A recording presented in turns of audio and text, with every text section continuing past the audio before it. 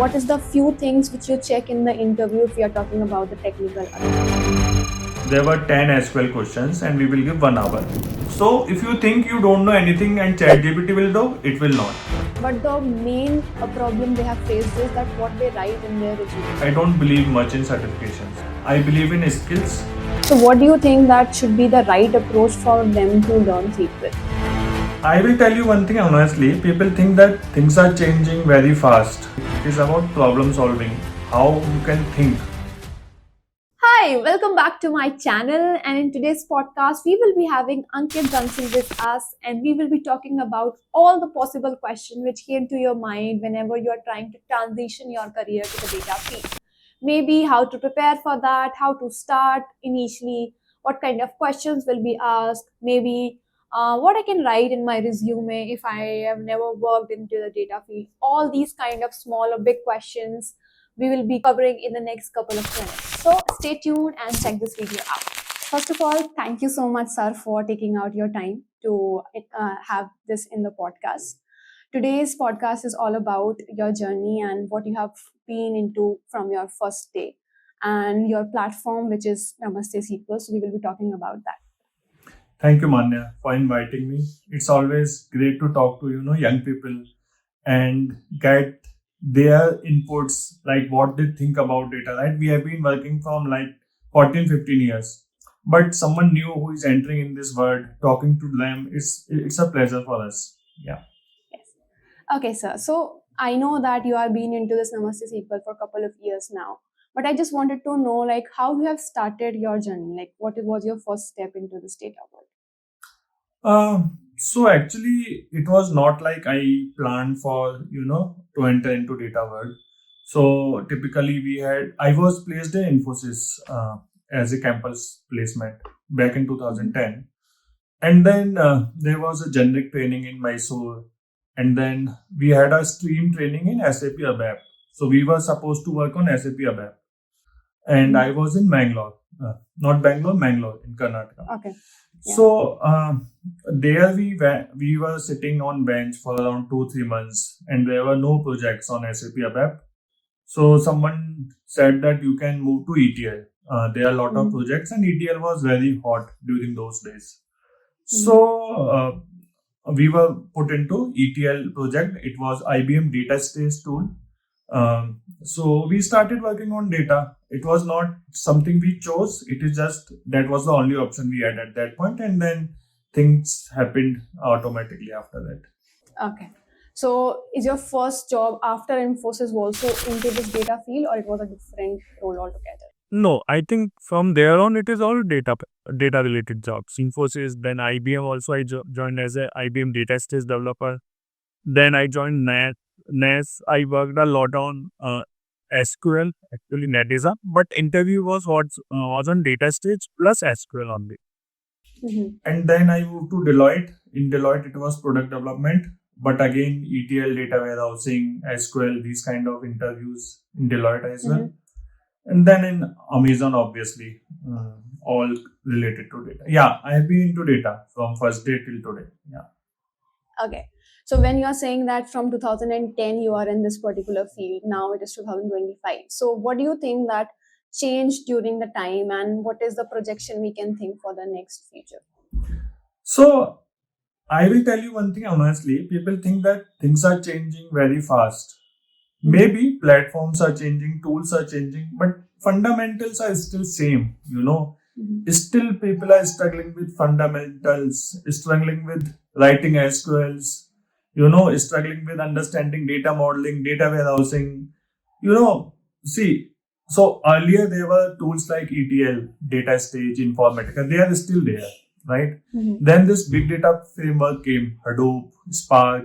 Now a lot of cloud platforms are there, right? AWS, GCP, then we have Snowflake, lot of other things.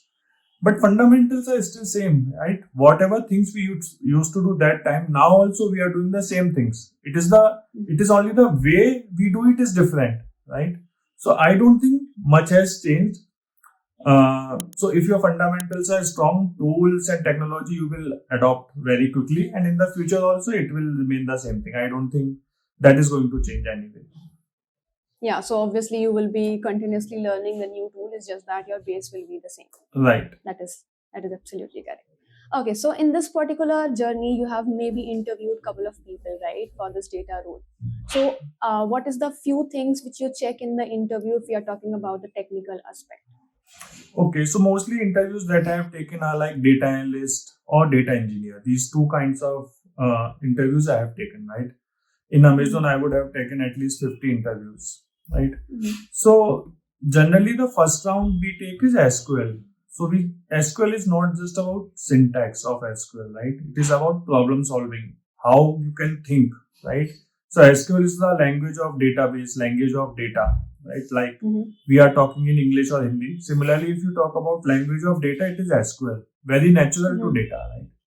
So basic SQL, again, not very advanced things, right? Some questions will be on basic joins, aggregation, filters, right? How to work with dates. So basic SQL question will be asked, right? After that, generally, if it is a data engineer interview, then definitely something about data modeling and data warehousing as well, right? How you will model your data, because you have to store your data in a proper format so that some kind of analytics can be done. So how you will store data, which kind of tables you will create.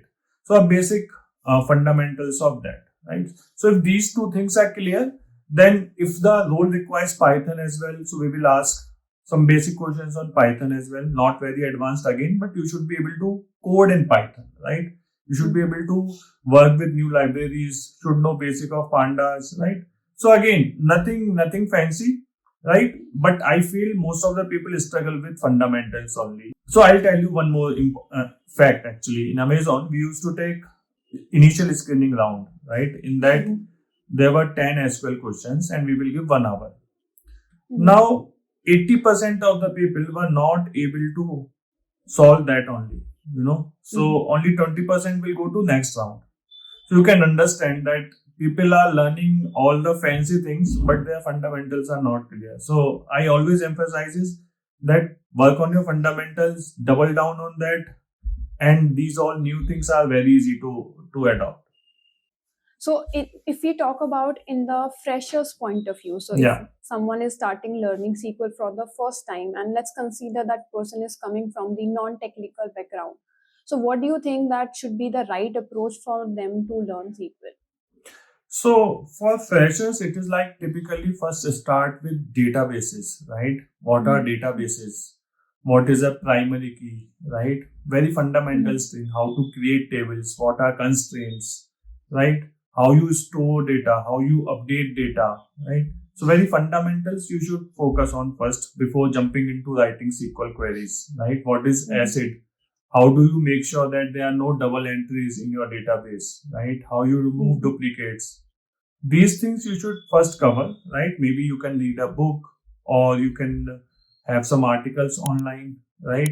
Because these are more theoretical things. You should read the theory as well as you should do practical, and you can choose any database to do that. It doesn't matter much, SQL Server or MySQL or Postgres, anything, right? Once you are comfortable, you understand why we need table, how data is stored, then you can start learning how to write queries, right? So for freshers, it is not that very complex questions will be asked. They will check that, okay, how to find duplicates or how to join two tables, how to filter some data.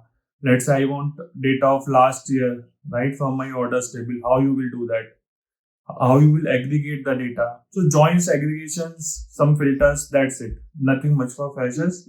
If they cover these things, I think the interviews they will be able to crack easily. Okay, so now we have understood that how they have to move in terms of the learning. So for an example, they know SQL, they have followed the same path, and now they are well versed with that. But the main problem they have faced is that what they write in their resumes. Because if they are a fresher, it is very much difficult to write things in the resume so that people will understand that they know it. So in Right. terms of projects and internship, what do you think that they have to mention there? So what they should do?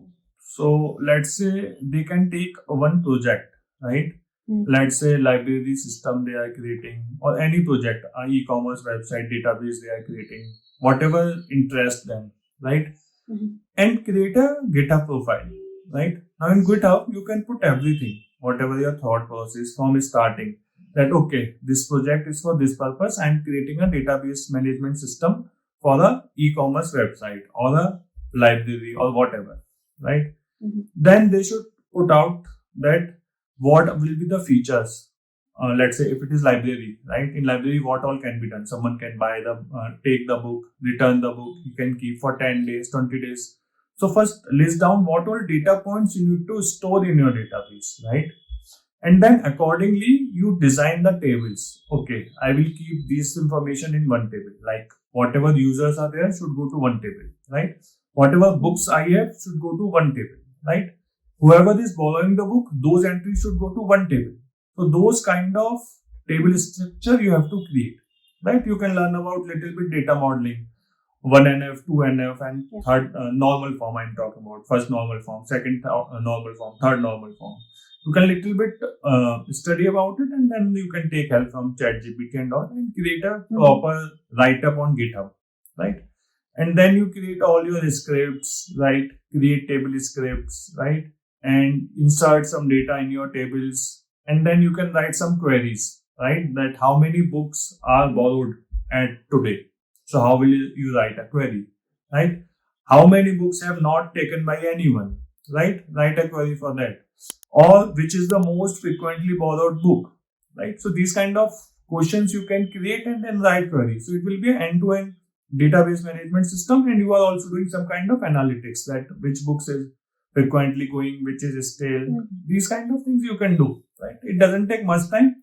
Just 1 month of focused work if you do, you can create a very good project for your resume. And in terms of internship, as we are seeing that getting an internship as a fresher is very, very much difficult. So what do you think about that? So I feel once you have resume and everything is set up, you should make use of LinkedIn, right? So on LinkedIn, you can reach out to people, right? So basically, first of all, you should know that wherever openings are there for internship, right? Then you reach out to people in that company. Ask them, can you refer us, right? Can you forward our resume to HR? So it will not be easy, right? Maybe if you message to 10 people, 1 or 2 will respond, right? But that is the only option you have. You have to just keep doing it. Don't worry that 1 people is responding out of 10 or 2 are responding. Some point you will get a luck and you will get the opportunity to get interviewed at least, and then it is up to you how you perform. This connection on LinkedIn really worked, and I personally feel that because in my career also I a couple of times done the same process and it helped. Okay, perfect. Now we are talking about the freshers point of view. Let's change the scenario. We are there's a person who is having a 3 years of experience into the sales, and now they are planning to move into data analytics. First is this the right way or to approach the career, or if yes, then how they can pursue with that particular role? Okay, very good question. A lot of people come to me like that. Not just 3 years, 5 years, 7 years. Yeah, they want to move right from non-tech to tech. And in tech, they feel moving to data is easy instead of pure SD roles and all, and which is fair, I think. Yeah. Right. So first thing is, see if you have interest or not. Not just that it will be, you will get more salary and this and that, right? It is all not right way to approach if you want to change your career, right? If you are changing your career, it means you are not happy with your current career, right? Yeah. And if you move to some career where again you will not be happy, there is no point. Correct. Right? So first get your interest, do some courses, basic data courses, SQL or Excel, and see if it really interests you, data analytics or data engineering. If yes, then you can create a plan, right? Now there are 2 things very important. People who are moving to non-tech to tech. One is, most of the people, right, are already working with some kind of data, right? Like some people are in sales or marketing. Generally, they will be working on Excel, right? So they do some kind of analysis already. It is just they are not aware that they are doing data analytics, but some kind of basic things they do already, right? So they should make use of it, right? Think about that how you can scale this system, right? So people will say, okay, how would I show the experience, right? I have not done any project. So I would say show that 1 or 2 years of experience in data analytics. Tell that you have worked 1 year or 2 years into data analytics, right? Now, what you should do, even if you have not done any data analytics work, think about whatever non-tech work you are doing. In that, there will be some kind of data, right? And think about what kind of data analytics you can do with that data. Even if it was not happening in your company, if it was happening, then great. You can put that in your resume. If it was not happening, you can think about it. Okay, I could have done with that data, right? What kind of analysis would have helped business to do better business or make better decisions, right? So think about it. It will be a good exercise for you as well, right? Once you figure that out, right, then create some project, right? Like whatever data you had, import into SQL or import into Power BI, create some reports, get that confidence inside that you have worked on data analytics. I'm not saying show those portfolio projects, just to build confidence within you, right? So that you can confidently say, okay, I have done data analytics, I have worked on it in 1 or 2 years, right? Once you get that confidence, then you can put in your resume that you have 1 year of experience into data analytics and tell what you have done, right? Don't tell it is a portfolio project I have created. You just tell that in real, I have done this in project and this is all I have done. So this will come only when you have done hands-on yourself. If you just make a story out of nowhere, he will catch you. If you have done hands-on, published a report and everything, then he will not be able to catch you. So this is the simple process they have to follow. I totally agree with that, because once you have seen those things and done some project by yourself, you will feel that yes, I can answer those questions as well. Because when you are just looking out some YouTube video or just courses and you are not doing something by yourself, it is difficult to answer those questions that confidently. So I totally agree. Exactly. Okay. So if you are still in the video, please don't forget to like, share and subscribe. So one more thing in this, for example, the same scenario, we have 3-5 years of experience into sales. When they are learn all of this data analytics stuff and they are looking for the opportunities, what kind of roles they have to target? Can they go for the experience role where we have the experience of 4-5 years, or they have to target for some entry level roles where maybe a fresher or maybe 1-2 years of experience is being considered? So I think they should be open. Right? When someone is moving to some other career, right? Non-tech to tech, I think salaries will not be an issue, right? Don't look at immediate salary, but once you move over the period of 2-3 years, you will recover your salary, right? So open for whatever opportunities are coming. If it is for 2 years experience, 5 years experience, keep it open. See, you will show your full experience. You are not hiding. You are saying, I have 5 years of experience. Out of that, 2 years into data analytics, right? So whatever experience level up to 5 years is coming, 1 year, 2 years, 3 years, 5 years, apply for it, right?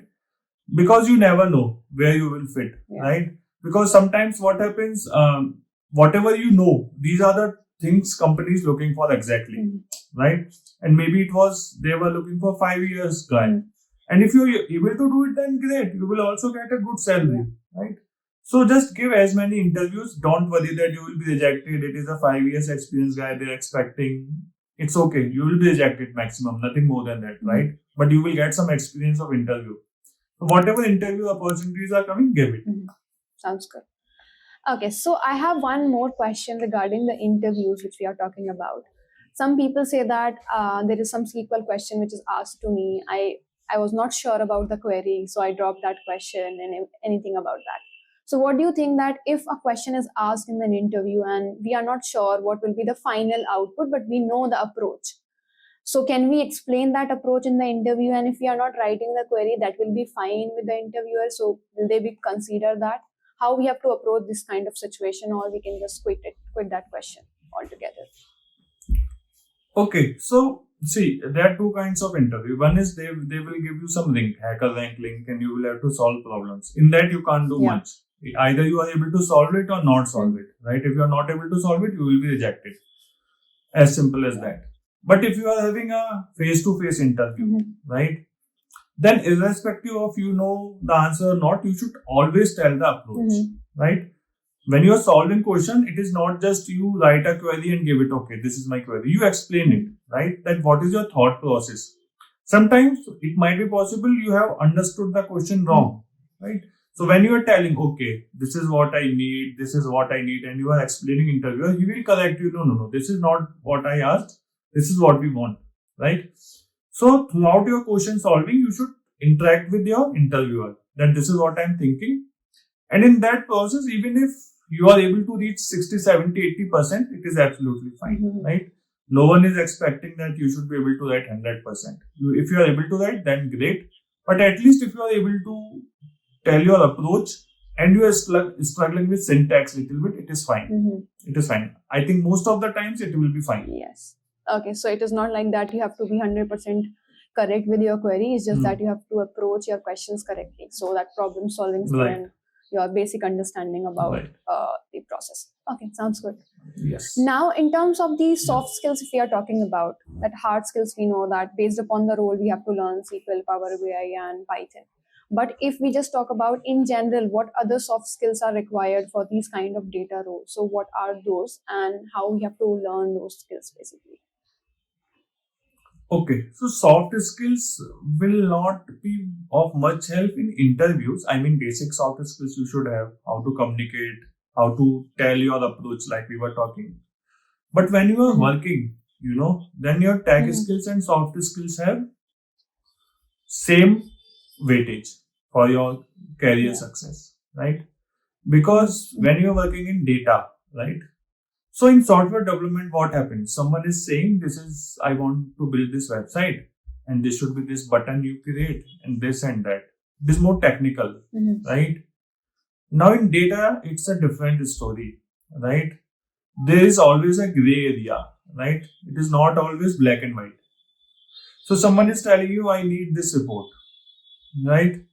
Now, when you start creating the report, you will see some of the data is not there, or some of the data is not expected as it was explained during the project intake, right? So there is a lot of communication you have to do with your client, right? You have to have a constant communication with your client that what you are exploring, right? And are you on the track or not? Because many times it will happen your data is not as expected. You will see something different in data, or data is not there, or you have to work with some other team to get the data, right? Like in Amazon, there are hundreds of teams. So when we used to work, many times we need data from that team or this team. We don't have that data. So we have to communicate with that team, set up a meeting and tell, okay, this is what we need. And then again, they will tell what is the process of getting data from there, right? So there is a lot of communication involved, right? And there shouldn't be communication gap. In the sense, let's say you are working with your client and client is saying, okay, you have to do in 2 weeks. Okay. Now after 3-4 days, you realize something is wrong, but you are still stuck figuring out yourself, right? That how to do this, how to do that. And after 2 weeks, you are saying, okay, these are the problems, right? And that will be wrong, right? Whenever you face that problem, you immediately communicate. Okay, I'm facing this problem. I don't think we have the right data for this metrics or whatever report they want. Right? Don't wait till the next meeting you have with your client. Send an email instantly. And if you want to have meeting, have that meeting. So this communication becomes more important, right? When you are already in job, the technical things will be of less importance for you because you will figure out somehow, right? With the help of ChatGPT, or you will take help from senior, or somewhere you will figure out how to achieve this. There are a lot of resources on internet, right? But this communication thing you have to sort out. No one can teach you, right? No one can help you much. If you are working, you have to figure out that what we have to communicate with my manager or my peers or my client, and it becomes very important. Otherwise, you will feel a lot of heat if you are not communicating on time. Yes, exactly. So communication is one of the things which is important, and in terms of interviews also it is important. If you are thinking your query in your mind, you know what you have to write, but you are not able to communicate it properly, how someone will understand that you know it? Yeah. So obviously I totally agree with that. And in terms of the virtual meetings which we are having right now with clients and everything, in that scenario it is much more important because you are sitting in a different time zone and different locations. Yeah, I understand. And one more thing, a lot of people think that communication is about speaking good English. It is not that. Right? I have seen people who don't speak very good English. Yeah. Even I don't have very good English communication because I was studied in Hindi medium. But it doesn't mean that my communication is bad. Communication means you are able to express yourself, whatever you want to tell. Even if your English is broken, it is fine. But if you are able to explain things to client that, okay, this is the problem, this is what I'm struggling, that's it. That's it. Don't worry if your English is not very good. You will practice it daily, it will become fine, right? It is of less importance. Important is, are you able to express what you want to say? That's it. Yes. So communication is not equals to English, like how Right. fluently you are talking about in English. Right. Yeah, I totally understand this. Okay, one more thing. So since we are talking about that, okay, communication is important. We can figure it out how we can write the queries with the help of ChatGPT and everything. So here one more question comes. We are seeing that ChatGPT can help us in writing the whole queries, and this AI things is coming up into the picture. Yeah. So what we can see in terms of having the impact of these tools or maybe these AI models in the roles which we have in the data field. Okay.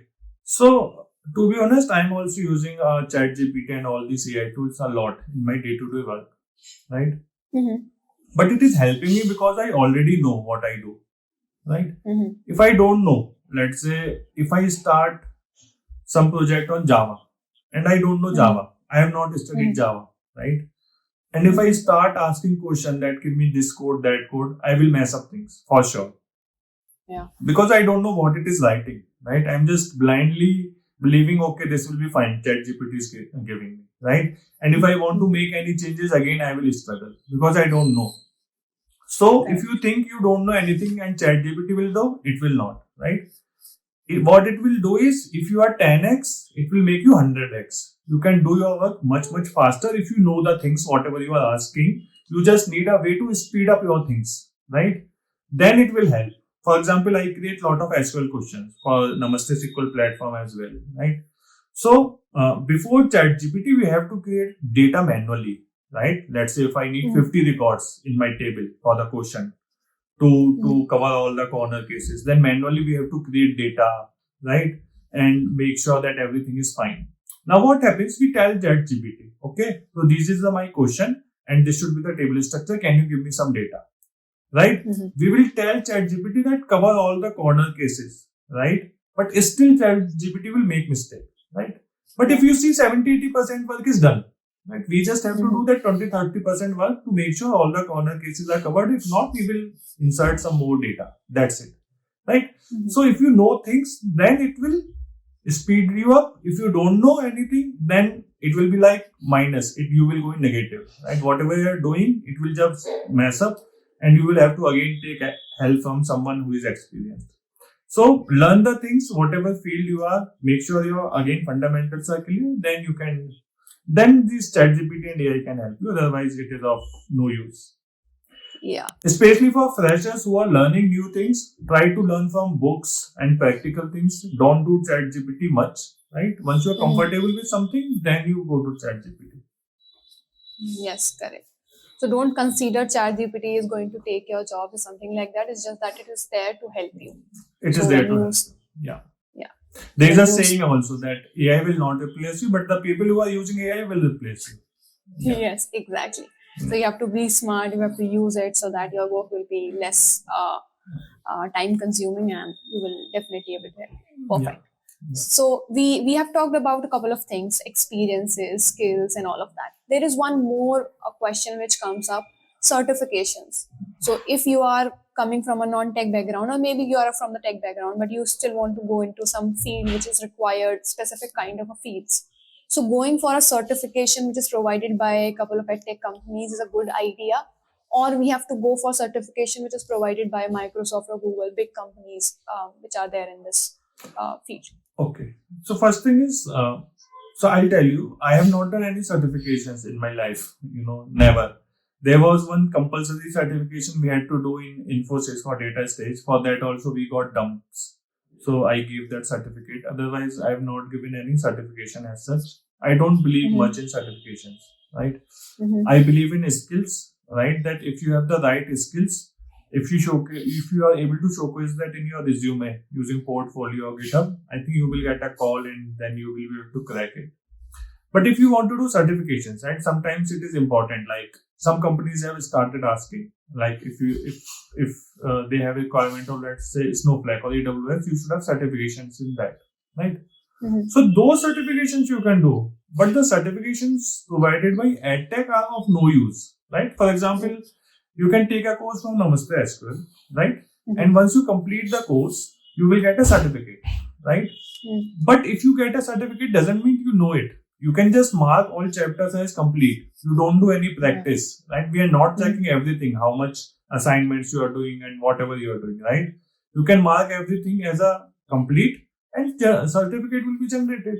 But it doesn't mean you know things, right? So EdTech certificates are of no use. I don't think you should go for certificate. If you're joining some institute, join for learning things, right? Develop skills. Don't think they will provide you certificate, and also don't think they will provide you jobs. A lot of people think that they will help in job assistance. Nothing. No one is going to help you. You have to find your job yourself. If you are joining any institute, only purely to learn skills. That should be your motive. Yes. Otherwise, don't join for certification or job assistant. It is not going to help you. But yeah, AWS certifications and Snowflake, these kind of certifications, if you are targeting, you can do. I mean, it is not just certificate, you will also learn few things, because these certifications are not that easy also that you can go and just do it, right? So you will have to learn things and you will get the certificate as well, and that can help you in getting the calls at least. But again, it will not help you cracking the interview. It will just help you getting the interview call, right? Once you are in interview, that certification has no value. They will ask you questions. If you are able to answer it, then good. Otherwise, even if you have done 10 certifications, it is of no use. Yes. In this certification and in this job thing, I just wanted to share one story. I was being into this trap in my initial career. There was a course which they are selling up for some thousands, and they mentioned that you will be getting 100% job and everything, but nothing gonna happen. But it's just that since that course in terms of classes and everything was good, so I able to learn things which is helping me by the end of the day. Not that certification which is just a virtual e-certificate which I've got. Absolutely. Okay. One last question about your platform. I just wanted to know like what you have built, how that is helping people, and what they can learn from the platform. Okay. So I'll tell you why I started first so that it will make sense, right? Yeah. So as I was telling you, when I was in Amazon, I joined Amazon in 2020, right? And we used to take, so that time there was a lot of attrition actually. If you remember in COVID, people used to get a lot of jobs, lot of demand. So in our team also, attrition in the sense, in Amazon, you can move to other teams easily, right? So from our team, lot of people moved to other teams, right? And we had to hire a lot of people, right? So we used to take this SQL interviews for data engineer as well as BI. So in Amazon, it is BI, Business Intelligence Engineer, instead of data analyst title, but it is the same. So lot of people, as I said, 80% of the people, 90% of the people sometimes used to never used to solve this SQL question, right? So there will be 8-9 questions, and we will expect at least 4-5 questions they should solve. But there were people not able to solve even one question, and lot of people just 1 or 2 questions, and they will write answer for other questions, but they will be all wrong, right? So we used to struggle a lot, right? And that somehow gave me an idea that people are struggling with SQL still, and there is no good resource. I mean, there are a lot of YouTube channels, courses are there, but they only teach very basic, right? If I ask you some good questions, real-time questions, and which require some problem solving and thinking, there was no resource as such on internet. And then what happens during that time? My manager said that, so I started a YouTube channel that time, thinking that I will solve some good questions so that it will help people, right? Then what happened? My manager said that why don't you teach within Amazon also, right? You are doing good in YouTube. Why don't you teach within Amazon? Like they are non-tech people, right? For example, category managers in sales, marketing. They also need some reports, right? So they used to reach out to tech team. Okay, can you give me this report, that report?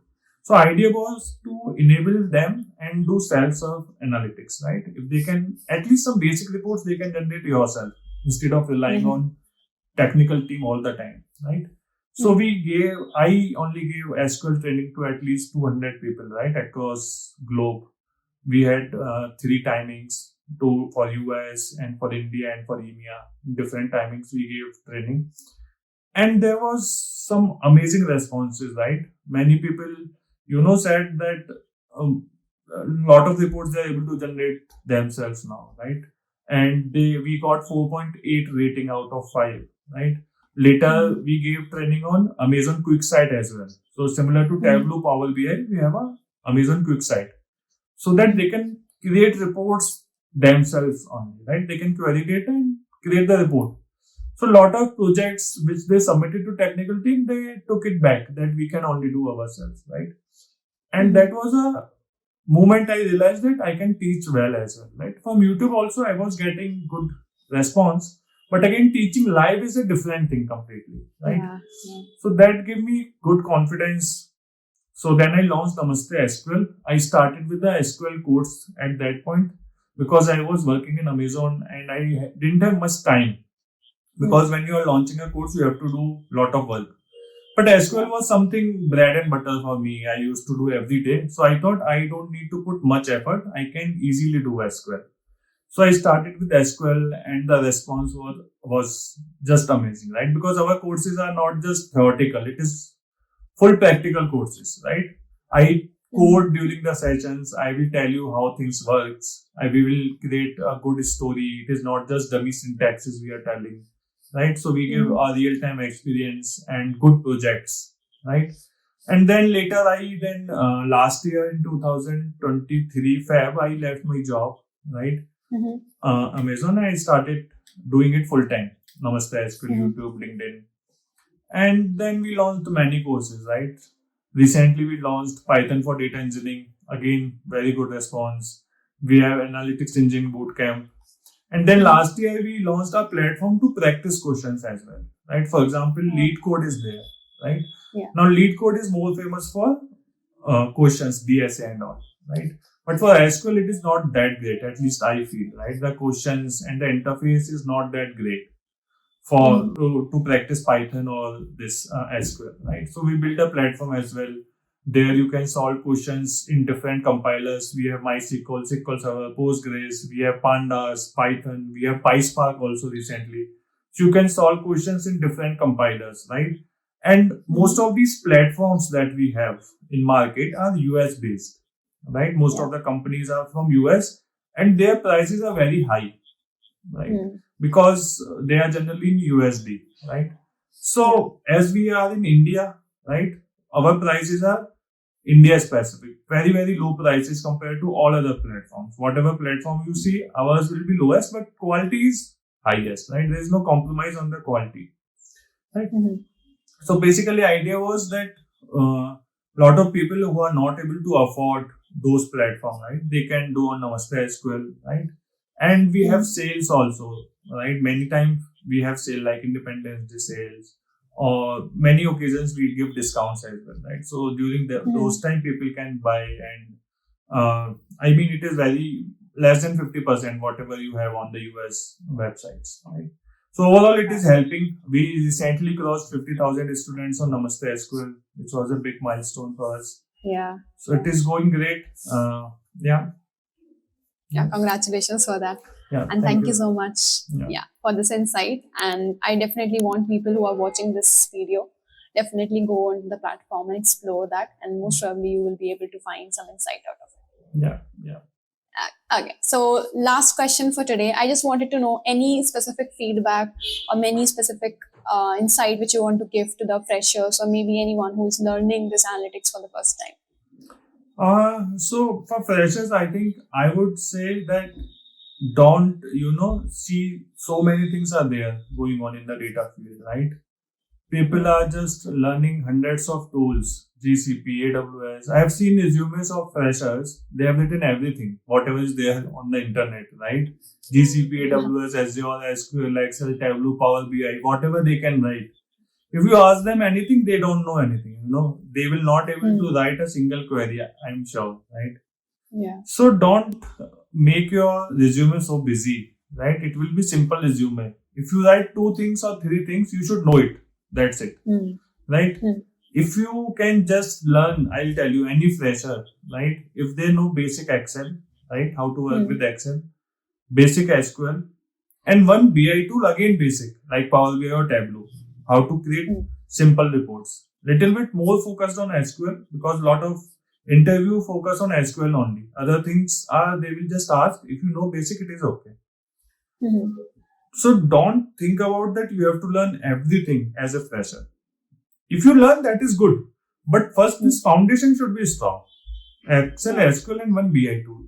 Once you feel you are confident, and you can go on to learn the fourth thing. Right? Again, don't learn 4, 5, 6. Learn 4 first. Then, once you learn fourth, then move to fifth. Don't learn two things together. Lot of things learn multiple things together. Again, that is a problem. Right? Your mind, human mind is not built in a way that you can do multiple things at a point. Right? One thing at a time, focus, finish it, move to next. Right? That way, you will also feel comfortable, right? What you are doing, you will also feel, okay, I have achieved something. If you are doing multiple things, let's say you are doing SQL and Power BI both, right? And your Power BI is not going well, and it will spoil your SQL also, right? Because that frustration will come here as well. So focus on one thing, complete it, and then move. And complete all the courses that you purchase. Definitely.